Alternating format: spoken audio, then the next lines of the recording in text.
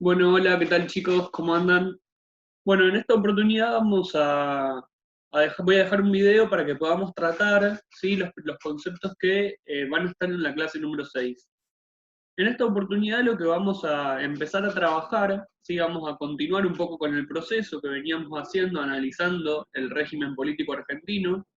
La clase anterior, que ya pasó hace unas cuantas semanas, estuvimos viendo un poco la Constitución Nacional y cuáles son los principales establecimientos dentro de la Constitución Nacional para poder manejar la vida política. ¿Sí? Vimos que tenía dos partes, la parte dogmática y la parte operativa, y que en la primera parte encontrábamos todas las declaraciones, derechos, garantías, todo lo que era perteneciente al hombre, es decir, todo lo que el hombre debía adueñarse como ciudadano dentro de una sociedad, en nuestro caso, obviamente, la sociedad argentina. Y por el otro lado nos encontramos con todas las proposiciones, en términos ya más bien operativos, de cómo se lleva a cabo el gobierno, ¿sí? De cómo se institucionaliza ese gobierno, de cómo se organiza. Y entonces estuvimos viendo, bueno, que nosotros tenemos una república de tipo presidencialista, con dos cámaras de senadores y diputados, eso más o menos para refrescar un poquito. Y vimos que existían un montón de autoridades, como pueden ser, por ejemplo, dentro de cada uno de los poderes, ¿no? Como pueden ser los senadores, como pueden ser los diputados, ambos congresistas que pertenecen a cámaras distintas, ¿sí? Vimos también la función que tiene la Suprema Corte de Justicia, vimos también la función que tiene el jefe de gabinete, en fin, estuvimos viendo algunas de las particularidades de nuestro ordenamiento jurídico, ¿sí? Que se puede ver y se puede cristalizar a partir de la Constitución Nacional. La clase de hoy lo que vamos a hacer es vincular un poquito estas dos partes, ¿sí? La parte más bien dogmática con la parte operativa. ¿De qué manera se vinculan? ¿Sí? Acá lo que nosotros tenemos que ver es que la Constitución Nacional, ¿sí? Es un elemento que lo que hace es mantener y sostener, ¿sí? Lo que hace es sostener todo el régimen político del país. Es decir, todas las leyes que se desprenden, ¿sí? Todos los códigos y todas las otras leyes que vienen a consecuencia de la Constitución deben estar en orden con la Constitución Nacional. ¿Sí? Entonces, eso por un lado.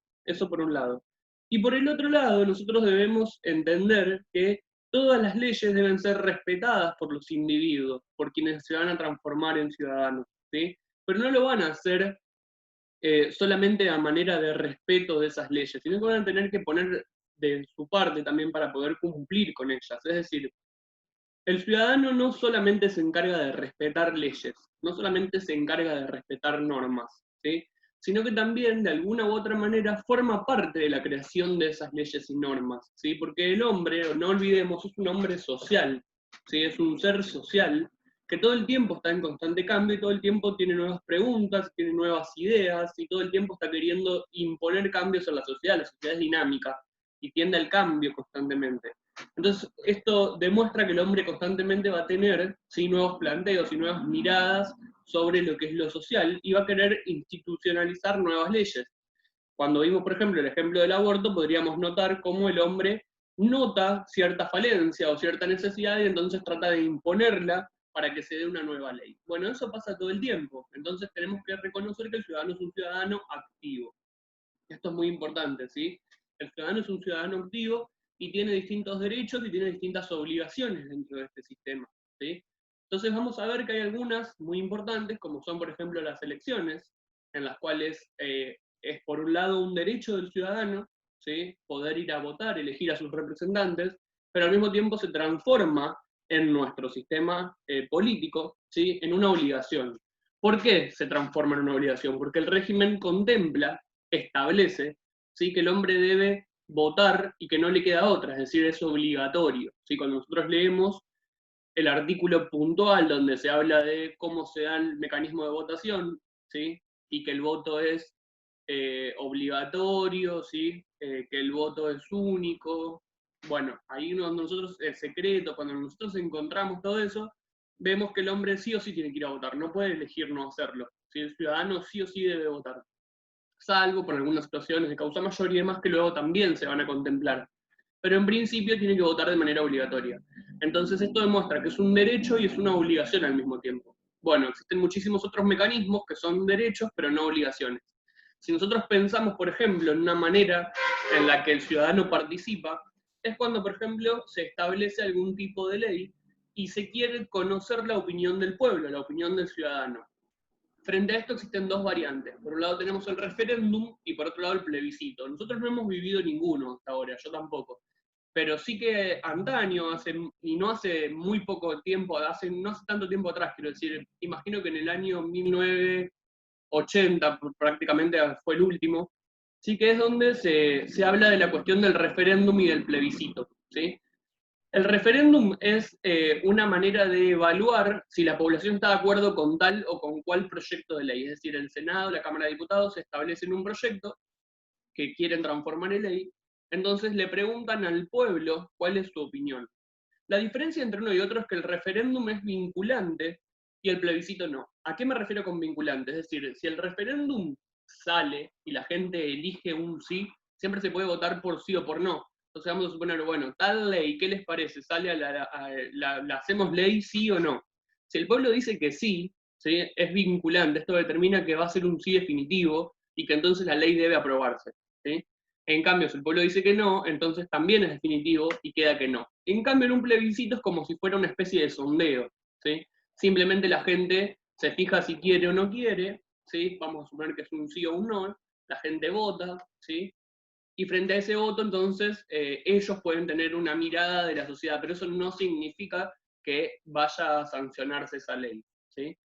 Y al mismo tiempo, lo que queda claro, o sea, no solamente es esta visión de la sociedad, sino que no es necesario que ellos vayan a votar, ¿sí? Es decir, pueden ir como no ir, no es obligatorio. Entonces, acá tenemos una diferencia entre el referéndum y el plebiscito, pero son dos maneras que tiene el ciudadano de participar efectivamente de la política, a pesar de que no es, ¿sí? Si bien es un ser político, no es un ser que esté ocupando un cargo público, ¿sí? Esto es, recordemos siempre, muy importante de sostener, ¿sí? Y por otro lado, lo que tenemos es cuando, por ejemplo, se da el presupuesto participativo en algunas provincias, ¿sí? Donde se permite que la gente tenga opinión sobre qué es lo que, dónde se va a gastar el dinero, cómo se va a gastar ese dinero, entonces se los llama a formar parte de ese presupuesto. Estos son momentos en que el ciudadano puede participar de la vida política, ¿sí?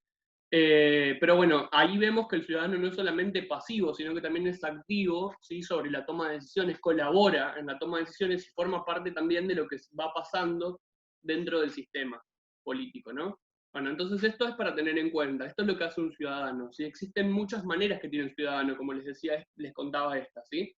Pero no debemos olvidarnos que el ciudadano es un elemento fundamental, es decir, la sociedad en sí misma, compuesta de muchos ciudadanos, son elementos fundamentales para que el sistema político funcione. Fíjense que los presidentes, por ejemplo, necesitan cierta legitimidad, es decir, necesitan ciertos apoyos de los ciudadanos.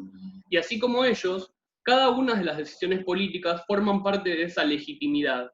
Entonces, si el hombre deja de creer, si el ciudadano deja de creer y deja de respetar a su autoridad, o deja de respetar a la Constitución Nacional, o deja de respetar a los principios básicos que establecen el Estado, se puede convertir en una crisis. ¿Sí? Todo esto puede terminar en una crisis, o puede terminar en un golpe, o puede terminar en la caída de un gobierno. Por eso es sumamente importante la legitimidad que tienen las autoridades. Algo de esto estuvimos hablando un poquito, pero vale hacer mención para recordar siempre la importancia que tiene el ciudadano, ¿sí? No es un elemento menor, es muy importante y es trascendental. Y bueno, finalmente les voy a decir que existen muchas instituciones dentro de lo que es la vida social. Sí, acá en este apartado puntualmente nosotros debiéramos pensar un poquito sobre distintas maneras en las que el hombre vive cotidianamente, es decir, las distintas maneras, las distintas formas que tiene de hacer política. ¿Sí? Cuando uno piensa en un ciudadano, por ejemplo, sabe que hace política a pesar de no tener un cargo público. ¿Sí? Cuando uno conversa con otros hace política, cuando uno da su idea o sus opiniones en un trabajo hace política, cuando toma una decisión que está vinculado con algo social está haciendo política, ¿sí? Entonces ahí es donde nosotros vemos que muchos de nosotros en distintos ámbitos, incluso en la educación, incluso en la medicina, por ejemplo, o en seguridad, es decir, en cada una de las aristas que tiene el Estado, los ciudadanos forman parte de él y actúan políticamente a la hora de dar una idea, una impresión, de votar o de definir algo, ¿sí? En un club, en cualquier club, por ejemplo, a la hora en la que nosotros elegimos a nuestros directivos de un club. Entonces todo el tiempo estamos en constante vínculo con la política, ¿sí? Ahora bien, esto, ¿sí? Esto determina que existen muchas instituciones políticas que nos rodean, ¿sí? Por eso nosotros debemos tratar de definir qué es una institución. Cuando alguien habla de una institución, se piensa usualmente en el club, en la escuela, ¿sí? Se piensa en el espacio físico determinado, en el edificio, ¿sí? Eso es lo que uno piensa cuando cree en una institución. Sin embargo, una institución es algo que va más allá, ¿sí? Una institución son las reglas establecidas, una institución es el tiempo que pasó, es decir, el tiempo transforma esas reglas y esas leyes en algo establecido, ¿sí? Y a eso es lo que nosotros le llamamos institución, es decir, a aquello acordado en algún momento y que se mantuvo a lo largo del tiempo y que hoy funciona como tal. Eso es una institución. Han escuchado decir muchas veces cuando, por ejemplo, uno conoce a alguien que está hace mucho tiempo en determinado lugar y dice, mira, tal es una institución. Bueno, refiere a esto, ¿no? El estar mucho tiempo en determinado lugar, en tener ciertas reglas, ciertas normas que se mantienen a lo largo del tiempo, que están apoyadas por el individuo, que están legitimadas, reconocidas, ¿sí? Y que cumplen una labor, ¿sí? Una labor social de alguna manera. Bueno, a esto entonces se le denomina institución. Luego tenemos distintos tipos de instituciones. Tenemos instituciones educativas, culturales, instituciones políticas, instituciones religiosas, ¿sí? Tenemos cantidad e infinidad de maneras de clasificar a las instituciones. Entre ellas podemos encontrar las iglesias de culto católico o las iglesias de algún otro culto. Entre ellas podemos encontrar un colegio. Pero también una institución son elementos políticos que están dentro de la Constitución, que son reglas, que son normas que están establecidas, que se respetan y que se cumplen. Como por ejemplo las elecciones, ¿sí? Las elecciones, por ejemplo, son una institución establecida, ¿sí? Una institución que marca las normas y las reglas del juego, y me dice, bueno, hay que votar así, así, tal y tal día, y se puede permitir esto y esto no, ¿sí? Y tenemos que elegir a nuestros representantes. Bueno, eso es una institución, ¿sí? Y como ella existen muchas en el sistema político. Entonces, todas estas instituciones, nosotros nos tenemos que encargar de cumplirlas y de llevarlas a cabo, y es por ello para nosotros una labor social, ¿sí? Por eso el hombre en sociedad necesita de estas instituciones y debe convivir con ellas y adaptarse a ellas, ¿sí? De alguna manera el hombre se adapta todo el tiempo a las instituciones. ¿Por qué? Porque desde que es pequeño se le enseña, ¿sí? Que debe formar parte culturalmente de esas instituciones. Así que ya cuando el hombre nace, por ejemplo, y empieza lo que es la socialización primaria, en mi casa, con mi familia, y luego la socialización secundaria, con mis pares, mis compañeros de un grupo, por ejemplo, cuando voy al jardín o a la escuela, ya me enseñan a formar parte de otro espacio que no es mi casa, sí, que es una institución donde voy a recibir determinados beneficios, pero a donde también voy a tener que dejar parte de mí, ¿sí?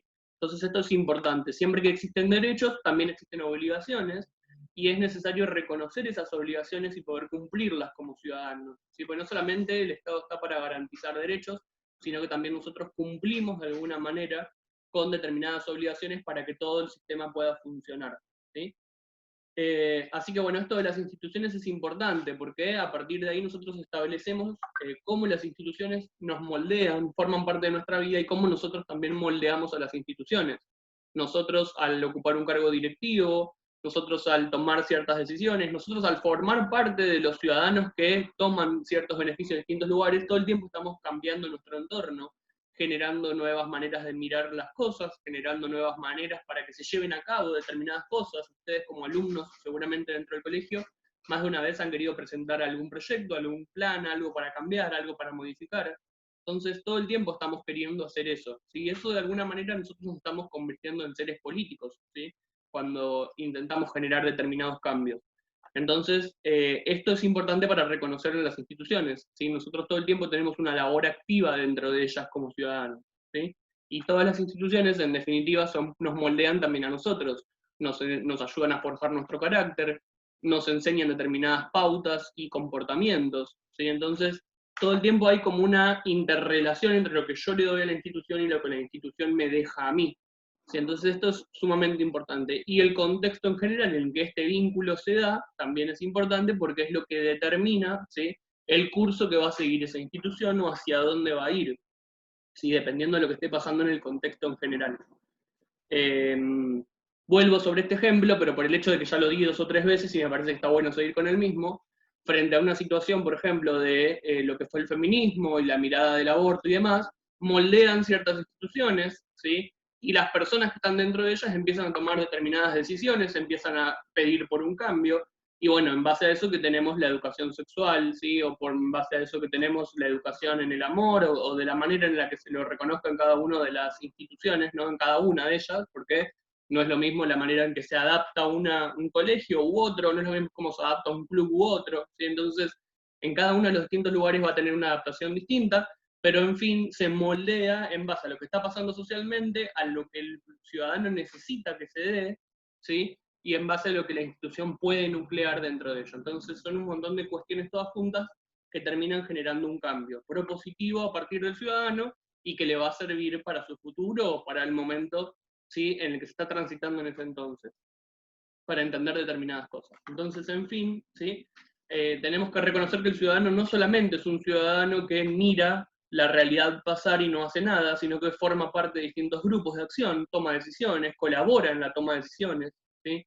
A veces puede generar ciertas influencias. Entonces, por eso es importante, acá volvemos sobre lo que vimos al principio, ¿no? La importancia de reconocer que existen relaciones de poder y que todo el tiempo se pueden modificar esas relaciones de poder y que se pueden cambiar. Se puede presionar, tensionar, manipular, ¿sí? Así que bueno, todas estas cuestiones para tener más o menos una idea de lo que pertenece a la clase de hoy. Bueno, espero que anden muy bien. Les voy a dejar ahora obviamente en el Classroom la actividad y espero que tengan una buena semana. Así que bueno, saludos para todos.